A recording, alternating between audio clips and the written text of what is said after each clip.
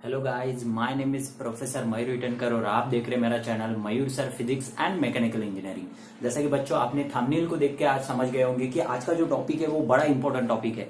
ये जो टॉपिक है वो 2 से 3 मार्क के लिए आपके एग्जाम के अंदर जरूर पूछेगा। तो चलो तो बच्चों शुरू करते हैं आज का वीडियो। आप देख रहे हैं Mayur sir physics and mechanical engineering. Channel को लाइक और सब्सक्राइब करना ना भूलिए और ये वीडियो को एंड तक देखिए, ठीक है। तो हमने जो स्टार्ट किया था दैट इज यूनिट नंबर 2 हमने स्टार्ट किया था, that is mechanical properties of fluid, ठीक है। और इसमें पहला जो वैसे देखा जाए तो ये जो अपना सिलेबस जो डिजाइन हुआ है उसके हिसाब से हर एक यूनिट के अंदर 2 बेसिक चैप्टर डाले गए हैं, ठीक है। तो हर एक यूनिट में 2-2 चैप्टर डाले हैं। तो ये जो हमने सेकंड यूनिट स्टार्ट किया था that is mechanical properties of fluid, इसमें पहला जो चैप्टर था दैट इज फ्लूइड मैकेनिक्स, उसके मैंने लेक्चर्स यूट्यूब पे ऑलरेडी डाल दिए। अगर किसी ने वो लेक्चर्स नहीं देखे होंगे तो मैंने डिस्क्रिप्शन बॉक्स में मैंने लिंक डाल दिया है, वहां से आप लोग ये लेक्चर्स बिल्कुल देख सकते हैं, ठीक है। तो और सेकंड पार्ट जो था इसी चैप्टर का that is mechanical properties of fluid का सेकंड पार्ट जो था, सेकंड चैप्टर जो था वो था सरफेस टेंशन। उसका भी जो इंट्रोडक्टरी लेक्चर है वो अगर किसी ने मिस किया होगा तो उसका भी मैंने डिस्क्रिप्शन बॉक्स में लिंक डाला हुआ है, क्योंकि ये जो टॉपिक है उसके बेसिस पे वो जो हमने सरफेस टेंशन स्टार्ट किया था उसके बेसिस पे है। तो वो इंट्रोडक्टरी लेक्चर देखना बहुत जरूरी है, क्योंकि उसके सिवा आपके कॉन्सेप्ट क्लियर नहीं होंगे, ठीक है। तो आप वो भी लेक्चर देख लीजिए और आज का जो टॉपिक है वो इंपॉर्टेंट है, ये समझ लीजिए, ठीक है। चलो तो बच्चों शुरू करते हैं आज का वीडियो। तो हमारा जो टॉपिक चल रहा था दैट इज सरफेस टेंशन, और आज का जो टॉपिक है that is surface tension on the basis of molecular theory. आपको मॉलिक्यूलर थ्योरी के बेसिस पे आपको सरफेस टेंशन पढ़ना है, ठीक है। तो इसके लिए मैं आपको एंड तक बताता हूं कि किस तरीके से इसको लिखना है, किस तरीके से इसको समझना है। तो देखते रहिए किस तरीके से मैं इसको बताता हूं, ठीक है। तो आपको क्या करना है, मॉलिक्यूलर थ्योरी के बेसिस पे आपको सरफेस टेंशन को डिफाइन करना है। तो आपको एक सिंपल सी चीज करनी है, आपको ये करना है कि एक छोटा सा एक कंटेनर लेना है। मैंने सपोज टू बी ये कंटेनर लिया, कुछ इस तरीके का एक कंटेनर है, ठीक है। सपोज दिस इज कंटेनर, ये मेरा कंटेनर हो गया। अब आपको इस कंटेनर के अंदर, ठीक है, ये कंटेनर के अंदर आपको इसको लिक्विड डाल देना है। वाटर डाल दो, लिक्विड, ठीक है। तो वाटर डाल दिया मैंने, suppose to be this is water. आपने इसके अंदर क्या डाल दिया, वाटर डाल दिया है, ठीक है। कुछ इस तरीके से आपने वाटर डाल दिया इसके अंदर,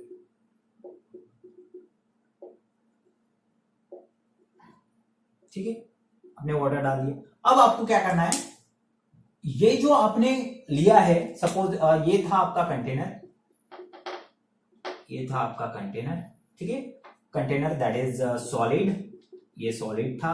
अब इसमें आपने क्या डाल दिया, दैट इज लिक्विड, जो कि था आपका वाटर, ठीक है, जो कि था आपका वाटर। अब आपको क्या करना है, इसमें ये जो आपने कंटेनर लिया इसमें 3 मॉलिक्यूल्स कंसीडर करना है। 3 अलग अलग पोजीशन पे 3 मॉलिक्यूल्स आपको कंसीडर करने हैं और उनको लेके हम लोग स्टडी करने वाले हैं किस तरीके से मॉलिक्यूलर थ्योरी काम करता है, ठीक है।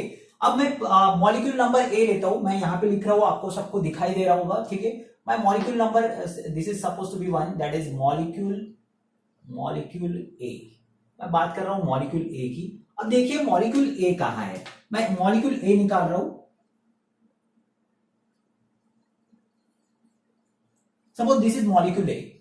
अगर आप मॉलिक्यूल ए को अगर ढंग से ऑब्जर्व करते हो तो ये मॉलिक्यूल ए जो है वो पूरे तरीके से इनसाइड द लिक्विड है, पूरा का पूरा लिक्विड ही है। अपने को ये ध्यान रखना है, बहुत लोगों को ये कंफ्यूजन होता है सर ये क्या सॉलिड के साथ टच है क्या, नहीं है, ठीक है।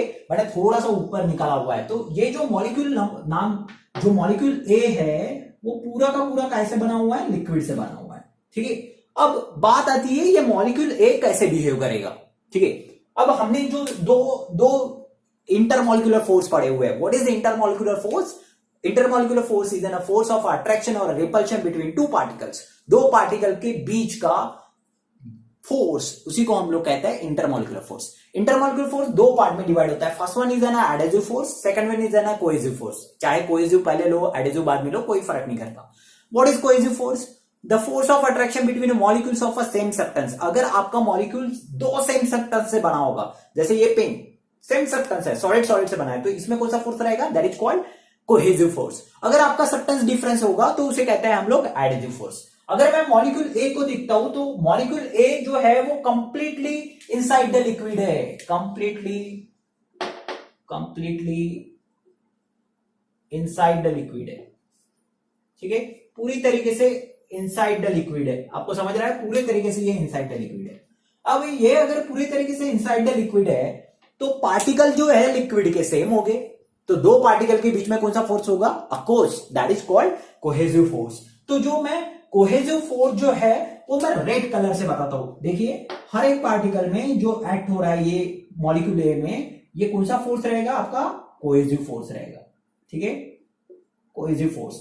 ऑल डायरेक्शन में इक्वल फोर्स एक्ट करेगा मॉलिक्यूल ए पे, ठीक है। तो यहां पे कौन सा फोर्स आ गया आपका, CF cohesive force, all direction में इक्वल, ऑल डायरेक्शन में इक्वल एक्ट करेगा, ठीक है। ऑल डायरेक्शन में ये जो कोहेसिव फोर्स है वो इक्वल एक्ट करेगा, ठीक है। अब बात आती है ये जो मॉलिक्यूल ए है इस पे जब पूरे साइड से, अगर ये मॉलिक्यूल के पूरे साइड से अगर ये जो आपका फोर्स है that is cohesive force equal direction में एक्ट होगा तो इस पे नेट फोर्स कितना रहेगा, व्हाट इज नेट फोर्स, ठीक है। हम बात कर रहे हैं नेट फोर्स कितना होगा, what will be the net force, net force equals to 0। अब पूछोगे सर नेट फोर्स कैसा 0, सोचो ये पार्टिकल पे एक जैसा फोर्स एक्ट कर रहा है ऑल डायरेक्शन में, तो ये किधर चेंज होगा, किधर भी नहीं चेंज होगा। जैसे मैं एक सिंपल सा एग्जांपल तुम्हें समझा के बताता हूं। अगर सपोज भी मैं एक इंसान हूं, ठीक है, एक 10 न्यूटन से एक इंसान इधर खींच रहा है मुझे फोर्स से, 10 न्यूटन के फोर्स से एक इंसान इधर खींच रहा है, 10 न्यूटन के फोर्स से एक इंसान इधर खींच रहा है। दोनों तरफ फोर्स इक्वल है, ठीक है, दोनों का मैग्नीट्यूड इक्वल है, लेकिन दोनों का डायरेक्शन डिफरेंट है, अपोजिट डायरेक्शन में। तो मैं किधर जाऊंगा, किधर भी नहीं जाऊंगा, ठीक है, मैं अपनी जगह स्टेबल रहूंगा, क्योंकि अपने इधर से जितना फोर्स इधर से एक्ट हो रहा है उतना ही फोर्स इधर से एक्ट हो रहा है। तो इसकी वजह से नेट फोर्स कितना रहेगा, 0 रहेगा। इस पार्टिकल के ऊपर ऑल डायरेक्शन में फोर्स कैसा एक्ट कर रहा है, कोहेसिव फोर्स कैसा एक्ट कर रहा है, इक्वल एक्ट कर रहा है, ऑल डायरेक्शन में इक्वल फोर्स है, ठीक है, इक्वल फोर्स है, इसलिए नेट फोर्स कितना रहेगा मॉलिक्यूल ए पे, आपका नेट फोर्स मॉलिक्यूल ए पे रहेगा आपका 0, कितना रहेगा आपका 0 रहेगा, ठीक है। ये तो बात होगी मॉलिक्यूल ए की। अब आते हैं हम लोग मॉलिक्यूल बी पे, ठीक है। अब बात कर रहे हैं हम लोग मॉलिक्यूल बी की, दिस इज मॉलिक्यूल बी। अब मैं बात कर रहा हूं मॉलिक्यूल बी, ठीक है। अब सपोज टू बी आपका मॉलिक्यूल नंबर बी है, बी कैसा है देखो, ज्यादातर पार्ट जो इसका है वो आपका लिक्विड के अंदर है, ज्यादातर पार्ट, ठीक है, ज्यादा से ज्यादा पार्ट कहां है, लिक्विड के अंदर है, और बहुत कम पार्ट जो है वो एयर में है, ठीक है, बहुत कम पार्ट एयर में है, दिस इज एयर, ये एटमॉस्फेरिक एयर होगी, ठीक है। अब बहुत कम पार्ट जो है वो एयर में है, तो यहां हम लिख लेंगे लार्जर पार्ट कहां है, लिक्विड में, ठीक है, और स्मॉलर स्मॉल पार्ट कहां है, इस मॉलिक्यूल का स्मॉल पार्ट है आपका एयर के अंदर, ठीक है, एयर के अंदर। अब मुझे बताओ यहां पे कौन सा फोर्स एक्ट करेगा, ऑफकोर्स यहां पे अगर लिक्विड पार्टिकल है, लिक्विड के बीच में कौन सा फोर्स होता है, that is called cohesive force.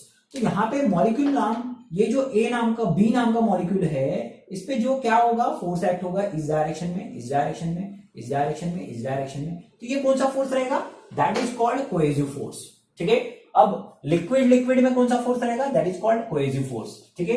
आपका अगर पार्टिकल लिक्विड का है, लिक्विड में है, तो लिक्विड में होने के कारण कौन सा फोर्स एक्ट करेगा, that is called cohesive force, ठीक है।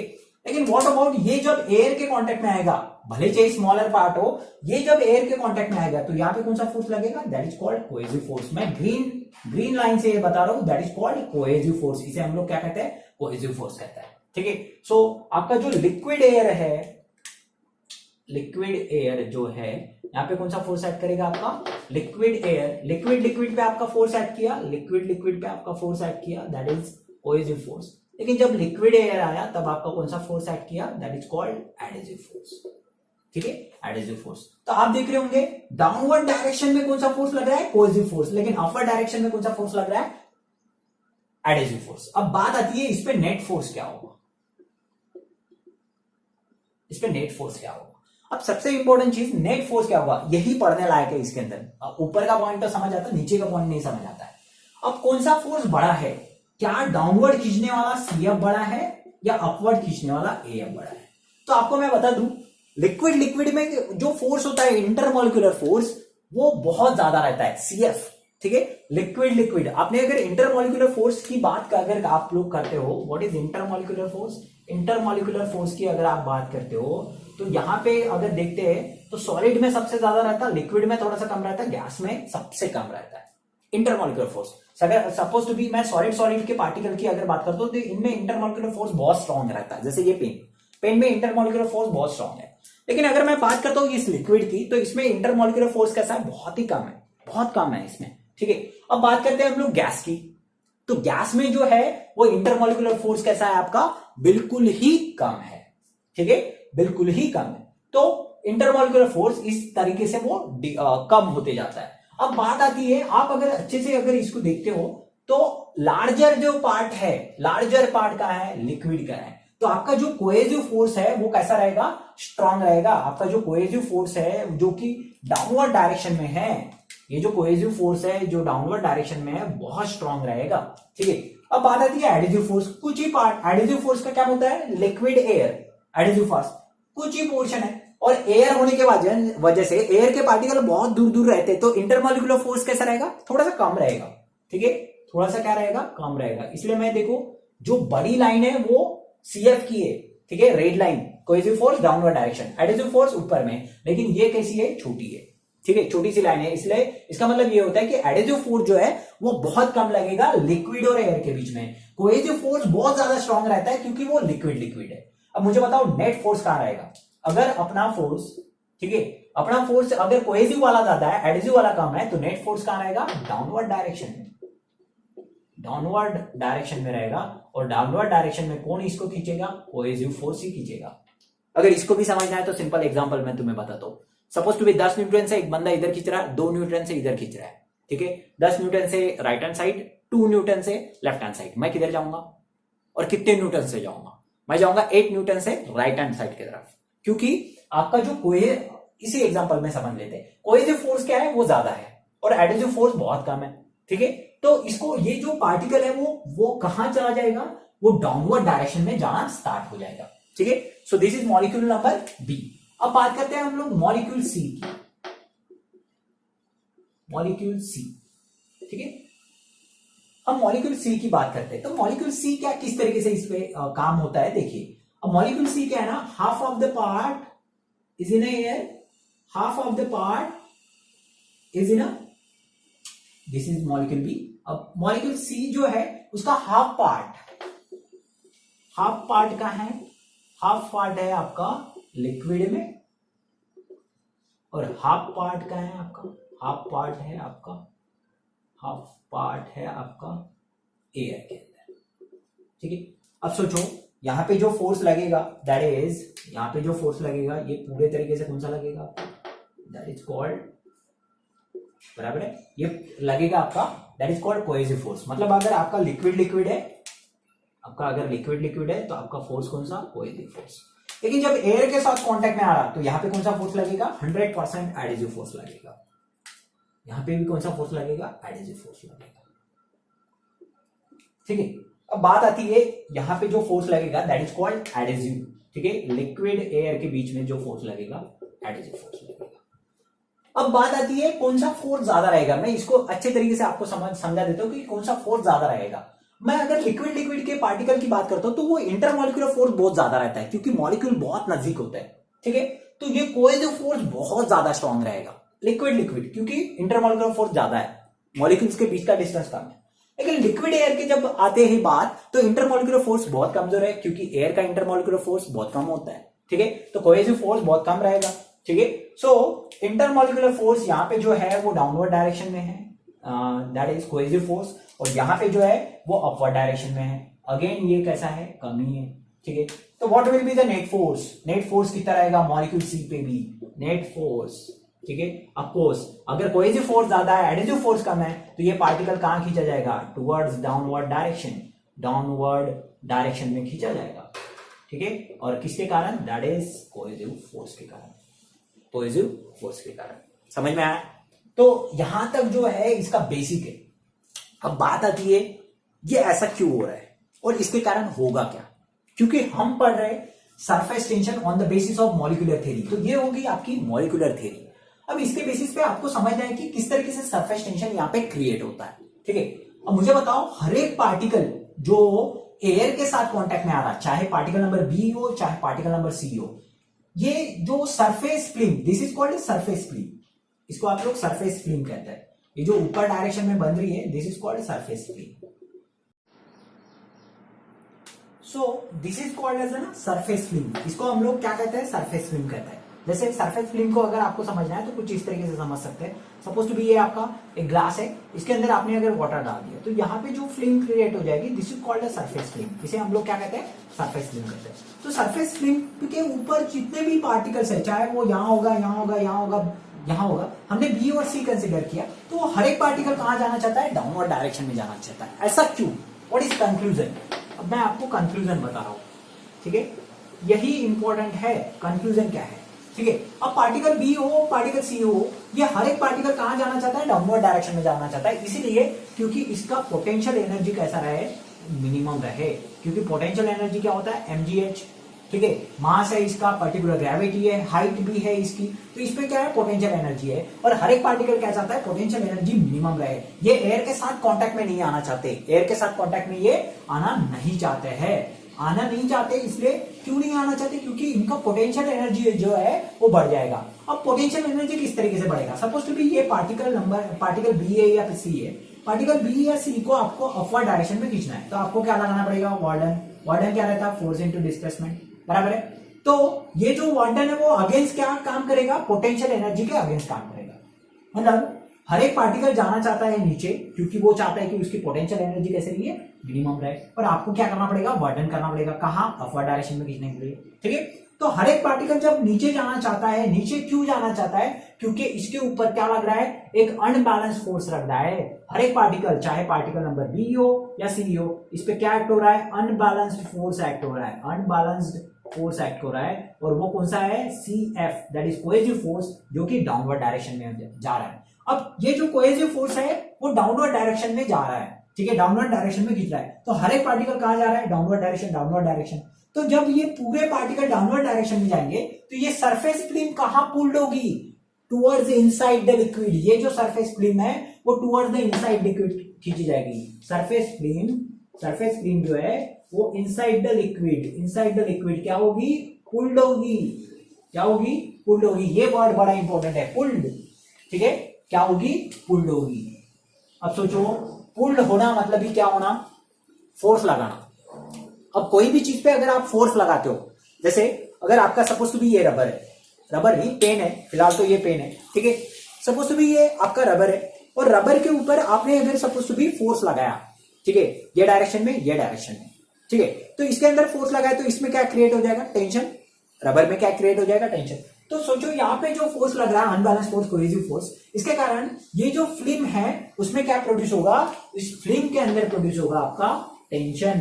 क्या प्रोड्यूस होगा, टेंशन, क्योंकि ये पुल्ड हो रही है टुवर्ड्स डाउनवर्ड डायरेक्शन, क्योंकि सरफेस फिल्म पुल्ड हो रही है डाउनवर्ड डायरेक्शन में और इसमें क्रिएट हो रहा है टेंशन, इसलिए इसे कहते हैं सरफेस टेंशन। इसलिए इसे क्या कहते हैं, सरफेस टेंशन। और यही हमने को पढ़ना था, this is called surface tension. इसको ही हम लोग क्या कहते हैं, सरफेस टेंशन कहते हैं, ठीक है। इसी को हम लोग क्या कहते हैं, सरफेस टेंशन कहते हैं, ठीक है। अब जब कभी भी सरफेस टेंशन क्रिएट होता है किसी भी फिल्म के ऊपर, तो वो फिल्म जो है वो एज अ क्या एक्ट करती है, इलास्टिक मेम्ब्रेन, एज अ क्या एक्ट करती है, इलास्टिक मेम्ब्रेन एक्ट करती है, ठीक है। तो ये जो फिल्म है वो एज अ क्या एक्ट करेगी, इलास्टिक मेम्ब्रेन एक्ट करेगी, ठीक है।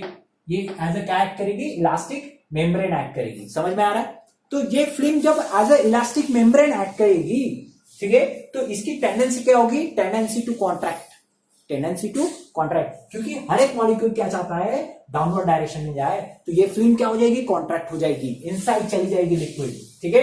तो ये एज अ एक्ट करती है, इलास्टिक मेम्ब्रेन एक्ट करती है। So this is what surface tension on the basis of surface tension on the basis of molecular theory. Molecular theory के बेसिस पे आपने क्या पढ़ लिया है, सरफेस टेंशन पढ़ लिया है, ठीक है। समझ में आया बच्चों? तो अगर आपको ये जो क्वेश्चन है, आपको बता रहा हूं, ये क्वेश्चन बड़ा इंपॉर्टेंट क्वेश्चन है। ठीक है, ये 3 मार्क के लिए, कितने मार्क के लिए? 3 मार्क के लिए इंपॉर्टेंट क्वेश्चन है, 3 मार्क के लिए जरूर पूछता है एग्जाम के अंदर। I am not saying that very important question, but this is important question. अगर आपको सरफेस टेंशन पढ़ना है तो आपको मॉलिक्यूलर थ्योरी पढ़ना बड़ा इंपॉर्टेंट है, ठीक है। तो आपको अगर थ्योरी का नोट चाहिए तो मैं आपको मेरा व्हाट्सएप नंबर दे रहा हूं, स्क्रीन के ऊपर आपको मेरा व्हाट्सएप नंबर दिख रहा है, ठीक है। तो ये व्हाट्सएप नंबर पे आप लोग मेरे को मैसेज कर दो, आपको मैं आपका जो थ्योरी का नोट्स है वो डाल दूंगा, आपको ग्रुप के अंदर ऐड कर देंगे। ग्रुप का भी जो लिंक है मैंने डिस्क्रिप्शन बॉक्स में डाल दिया है, ठीक है। तो वो भी आपको थ्योरी का नोट्स भी मिल जाएगा, ठीक है। सो मेरा जो चैनल है उसको लाइक और सब्सक्राइब करना ना भूलिए, क्योंकि हम लोग जो फिजिक्स जो है ना कि पढ़ रहे हैं, डिटेल में पढ़ रहे हैं, ठीक है। पूरा डिटेल में मैं आपको पढ़ा रहा हूं और आपको इसका जरूर फायदा होगा आने वाले एग्जाम में, ठीक है। सो थैंक यू, और लाइक और सब्सक्राइब करना ना भूलिए। Thank you.